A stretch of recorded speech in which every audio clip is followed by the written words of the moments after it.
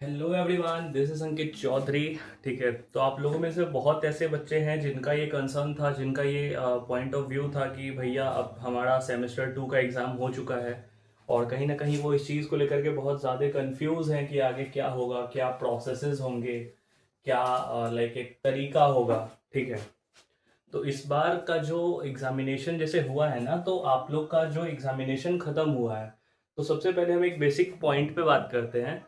उस basic point पे बात करने में बेटा सबसे पहले हम ये कहते हैं कि जब आपका एग्जामिनेशन जो भी खत्म हुआ है उसका रिजल्ट आने में भी टाइम है। ठीक है, तो ऐसे में ऐसा नहीं है कि आपका जो सेशन है वो रुक जाएगा या फिर ऐसा कुछ।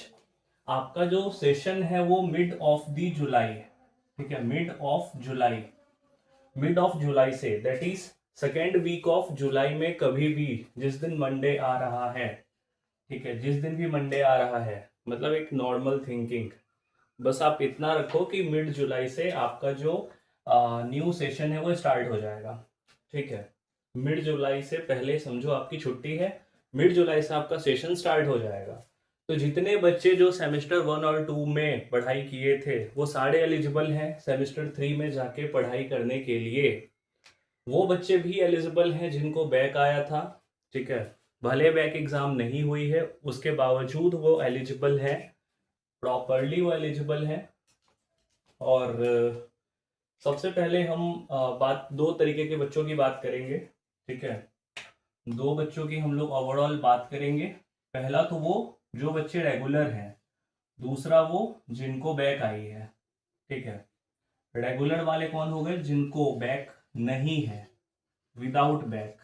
ठीक है, रेगुलर वालों पे अगर हम बात करते हैं तो हम सिंपली ये बोलेंगे सर रेगुलर वाले कौन से? जिनको बैक नहीं आई है और एक बच्चे जिनको बैक आई है। तो आइदर आपको एक सब्जेक्ट में, दो सब्जेक्ट में या फिर तीन सब्जेक्ट में, क्योंकि ईसीसी ने जो प्रोटेस्ट के बाद जब ईसीसी ने अपना रूल लाया था तो उसमें ऐसा लिखा था कि आइदर आपको एक सब्जेक्ट में बैक हो, दो में हो या फिर तीन में हो, उसके बाद भी आप एलिजिबल हैं बैक एग्जाम में बैठने के लिए। और उस बैक एग्जाम में बैठ के आपको बैक एग्जाम पेपर क्लियर करना पड़ेगा। अगर आप वो क्लियर कर लेते हैं तो फिर उसके बाद आप एडमिशन ले सकते हैं थर्ड सेमेस्टर में। ठीक है, बैक एग्जाम क्लियर करने के बाद आप एडमिशन ले सकते हैं थर्ड सेमेस्टर में। और जो रेगुलर वाले बच्चे हैं जिनको बैक नहीं है, जिनकी बहुत अच्छी खासी नंबर उनकी आई है, तो वो डायरेक्टली एलिजिबल हैं एडमिशन लेने के लिए। ठीक है, ये क्या है? डायरेक्टली एलिजिबल है, डायरेक्टली एलिजिबल हैं। ठीक है, तो यहाँ पे अगर हम ओवरऑल बात करें तो हम सिंपली ये बोलेंगे कि सर जो मिड जुलाई से जो आपका सेशन स्टार्ट होने वाला है, मिड जुलाई से भैया जो आपका सेशन स्टार्ट होने वाला है, तो मिड जुलाई का क्या फंडा है? तो मिड जुलाई का यही फंडा है कि आइदर वो बच्चे जिनका बैक है या फिर जिनका बैक नहीं है, दोनों बच्चे एलिजिबल हैं, वो जाके पढ़ाई कर सकते हैं। थर्ड सेम में प्रॉपरली आप पढ़ाई कर सकते हो। आपकी जो है एक कॉमन सेक्शन होगी, प्रैक्टिकल का एक सेक्शन होगा, उसमें आप प्रैक्टिकल कंटिन्यू कर सकते हैं। थ्योरी जो भी आपको पढ़ना है तो अलग अलग डिपार्टमेंट्स के थ्योरी में जाके आप पढ़ाई कर सकते हैं। तभी जुलाई लास्ट में, ठीक है, आप मान के चलो जुलाई लास्ट, ये तो अपना दम तोड़ दिया, जुलाई लास्ट या फिर, अरे यार ये भी खत्म हो गया, जुलाई लास्ट या फिर आप सिंपली समझो अगस्त फर्स्ट वीक, जुलाई लास्ट तक या फिर अगस्त के फर्स्ट वीक तक आपका जो रिजल्ट है वो लगभग लगभग आ जाएगा। रिजल्ट आने के बाद, हाँ, तो प्रोफेसर आप में कोई डिस्क्रिमिनेशन नहीं करेंगे। ठीक है, प्रोफेसर आप में कोई डिस्क्रिमिनेशन नहीं करेंगे कि नहीं पहले तुम लोग एडमिशन लेके आओ, हम अभी नॉर्मल बच्चों को पढ़ाएंगे, रेगुलर वालों को पढ़ाएंगे, बैक वालों को नहीं पढ़ाएंगे, ऐसा कुछ नहीं है। ठीक है, सिंपली आप ये समझो मिड जुलाई से जो आपका क्लास ओपन होगा तो आप एक महीने तक कॉन्टिन्यूसली क्लासेस कर सकते हैं जाके थर्ड सेमेस्टर में। उसके बाद चीज़ें कहाँ पे आती है? चीज़ें यहाँ पे आती है, जैसे मान लो कोई भी प्रोफेसर अगर 5 टॉपिक वो पढ़ा रहे हैं, ठीक है, कोई भी 5 टॉपिक पढ़ा रहे हैं, लाइक उनको पढ़ाना है सेमेस्टर 3 में, उनका ये होता है कि 5 में जैसे हम एक टॉपिक पढ़ा दिए, तो मेरा ये है कि भाई सारे बच्चे एडमिशन लेके आ जाएं, फिर हम आगे चीज़ें कंटिन्यू करेंगे। ठीक है, तो उनकी ये माइंडसेट होती है, एक मेंटेलिटी होती है प्रोफेसर्स की।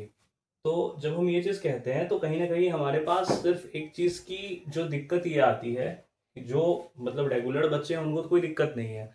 लाइक आप स्टार्टिंग से क्लास कर रहे हो, मिड जुलाई से क्लास कर रहे हो, जब एडमिशन का डेट आया आपने एडमिशन ले लिया, आपकी पढ़ाई एकदम कंटिन्यू है। दिक्कत उन बच्चों को आती है जो बैक फेस करते हैं। बैक फेस करने वाले बच्चों को दिक्कत ये आती है कि कहीं ना कहीं आपका जो थर्ड सेमेस्टर है वो दोबारा आपको नहीं करवाया जाएगा। वो एक बार जो इनिशिएट हो गया, एक बार जब वो ट्रेन निकल पड़ी तो फिर अपने डेस्टिनेशन को पहुंचेगी, चाहे आप उसमें बैठो ना बैठो। ठीक है। तो कहीं ना कहीं आपको ये चीज़ें थोड़ी सी खुद में एनालाइज करनी पड़ेगी, देखनी पड़ेगी, और आपको दोनों चीज़ें साथ में लेके चलनी पड़ेगी। लाइक आपको बैक का भी प्रिपरेशन करना पड़ेगा और कहीं ना कहीं आपको थर्ड सेम का भी पढ़ाई करना पड़ेगा। अगर आप नहीं करते हैं तो फिर थर्ड सेमेस्टर में बैक लेने को तैयार हो जाएंगे। और इस रूल के हिसाब से जो आपका रूल इस बार प्रोटेस्ट होने की वजह से आ गया, तो इस बार उन्होंने रिलीफ दे दिया। इस बार उन्होंने रिलीफ दे दिया कि सर चलो ठीक है, मेनली अगर बच्चों को दो सब्जेक्ट में भी बैक है तो हम उसको बैक एग्जाम में बैठने देंगे। लेकिन जो नॉर्मल रूल है वो ये कहता है कि अगर आपको दो सब्जेक्ट में बैक है, जो हम लोग के टाइम पे या फिर लास्ट ईयर तक रूल था, वो ये था कि अगर आपको दो सब्जेक्ट में बैक है इट मीन्स आप ईयर बैक वाले हो। ठीक है, फिर आपको कोई नहीं बचा सकता, आपको ईयर रिपीट करना पड़ेगा। लेकिन इस बार के रूल के हिसाब से अगर आपको तीन सब्जेक्ट में भी बैक है तो आप बैक एग्जाम फॉर्म फिल कर सकते हो, बैक एग्जाम में बैठ सकते हो। ठीक है। बैक एग्जाम फॉर्म फिल करने का जो चार्ज है, अगर आप एक सब्जेक्ट के लिए फिल करोगे तो आपका जो चार्ज है वो 500 होगा। दो सब्जेक्ट के लिए करोगे, नहीं सॉरी, एक पेपर के लिए करोगे तो 500 है, दो पेपर के लिए करोगे तो आपका जो फी है वो हो जाएगा 900। ठीक है। उसके बाद फिर 1200-1300 समथिंग, मतलब जितने आप ज़्यादा पेपर्स फिल करोगे उतना आपको फी कम पे करना पड़ेगा। ठीक है। तो ऐसा कुछ इसका कैरेक्टरिस्टिक फीचर है। तो नॉर्मली अगर हम बात करेंगे ना बैक एग्जाम के ऊपर, ठीक है, तो बैक एग्जाम के बारे में हम मेनली ये चीज़ कहते हैं, बैक एग्जाम के बारे में मेनली ये चीज़ कहते हैं कि सर बैक एग्जाम, हाँ, बैक एग्जाम कहीं ना कहीं बहुत ज़्यादा आपको दिक्कत नहीं देगी। बैक एग्जाम से आपको छोटा सा दिक्कत बस ये हो जाएगा कि आप सेमेस्टर 3 और फिर बैक एग्जाम एक साथ टैकल नहीं कर पाओगे, क्योंकि चीज़ें वहाँ फंसती है। ठीक है। तो नॉर्मल हम एक प्रोसीजर के ऊपर अगर हम बात करें तो मेनली हम ये चीज़ कह सकते हैं और बहुत जेन्युइनली कह सकते हैं कि सपोज आपका आपका जो क्लास है, क्लासेस क्लासेस आपके स्टार्ट हो गए मिड जुलाई से। ठीक है, मिड जुलाई से आपके क्लासेस स्टार्ट हो गए। क्लासेस स्टार्ट होने के बाद लाइक समझो जुलाई लास्ट या फिर अगस्त फर्स्ट इट मीन समझो आप एक महीने का टाइम होता है, या फिर जुलाई लास्ट या फिर अगस्त फर्स्ट तक आपका जो रिजल्ट है वो आ जाएगा। ठीक है, आपका जो भी रिजल्ट है वो कहीं ना कहीं आ जाएगा। या फिर होता है कभी कभी ये भी होता है कि जुलाई में सेशन स्टार्ट हुआ, 5-10 दिन बाद आपका रिजल्ट आ गया। ठीक है। तो कभी कभी ये चीज़ें भी होती है। या फिर कभी कभी क्या होता है, आप जुलाई में सोचोगे परसों से क्लास जाएंगे मिड जुलाई में, अब 2 दिन पहले रिजल्ट आ गया। तो ये काइंड ऑफ एक टेंटेटिव है, बट एक आइडिया के लिए आप ये चीज़ कह सकते हो कि अगर मोस्टली जाता भी है तो अगस्त फर्स्ट वीक तक जाएगा, उससे लेट नहीं जाएगा। तो कहीं ना कहीं आपका जो रिजल्ट है, ये जो है ये रिजल्ट का, हाँ, रिजल्ट का डेट है। तो कहीं ना कहीं जब हम ये चीज़ कहते हैं तो हम डायरेक्टली कहते हैं सर क्लासेस हमारे मिड जुलाई से स्टार्ट हो जाएंगे, और मिड जुलाई से क्लासेस स्टार्ट होने के बाद कभी भी रिजल्ट आपका आ सकता है। ठीक है। जब क्लासेस स्टार्ट होंगे तो इस क्लासेस को स्टार्ट होने में वो बच्चे जिनको बैक है या फिर जो रेगुलर बच्चे जिनको बैक नहीं है, सारे एप्लीकेबल हैं, जाके आप क्लास कर सकते हो बिंदास। आपको डिस्क्रिमिनेशन फेस नहीं करना है, बिंदास आप जाओ क्लास करो, सब कुछ करो, सब कुछ में मतलब पढ़ाई करो। ठीक है। आप वहाँ क्लासेस जाओ। ठीक है। जब रिजल्ट आ गया तो रिजल्ट आने के बाद भी कोई आपको ये नहीं रोकेगा कि नहीं भाई तू फेल है या फिर तू ऐसा कुछ है, तू क्लास नहीं कर सकता, ऐसा कुछ नहीं है। ठीक है। रिजल्ट आने के बाद थोड़ा सा चेंजिंग कहाँ पे आएगा कि रिजल्ट आने के बाद थोड़ा सा टाइम जैसे स्क्रूटनी वगैरह के लिए वो लोग दे देते हैं, जिनका नंबर बढ़ने वाला हो। ठीक है। तो स्क्रूटनी में जो 2-4-5 दिन लगे बस वही लगता है। नहीं तो उसके बाद आपका जो प्रोसेस ऑफ एडमिशन है, प्रोसेस ऑफ एडमिशन जो है वो समझो मिड अगस्त से स्टार्ट हो जाएगा। ठीक है, आपका जो एडमिशन है, एडमिशन स्टार्ट हो जाएगा। कब से स्टार्ट हो जाएगा? After few days of result, few days after result. ठीक है, रिजल्ट आने के कुछ दिन बाद आपका एडमिशन प्रोसेस स्टार्ट हो जाएगा। तो जिनको बैक नहीं है वो डायरेक्टली एडमिशन ले सकते हैं, और यहाँ पे जिनको बैक है, जो बच्चे बैक फेस कर रहे हैं या फिर जिनको सेकेंड एग्जाम में बैठना है, या जो अपने परसेंटेज से खुश नहीं है, वो बच्चे बैक एग्जाम में बैठते हैं। और बैक एग्जाम में आपका जो समय जाने वाला है, बैक एग्जाम में जो आपका टाइम जाने वाला है, वो कहीं ना कहीं आप ये लेके चलो कि कम से कम 1 महीने का टाइम जाएगा। आई थिंक 45 डेज जाएंगे, 45 डेज तो जाना ही है। और आप पूछोगे 45 डेज क्यों जाना है भैया? तो कहीं ना कहीं जब हम ये चीज़ बताएं कि मान लो आपका जो रिजल्ट है वो 30 ऑफ जुलाई को आता है, तो आपका जो बैक एग्ज़ाम है वो लगभग 1 महीने बाद ही होगा। आई थिंक 25 डेज बाद ही होगा।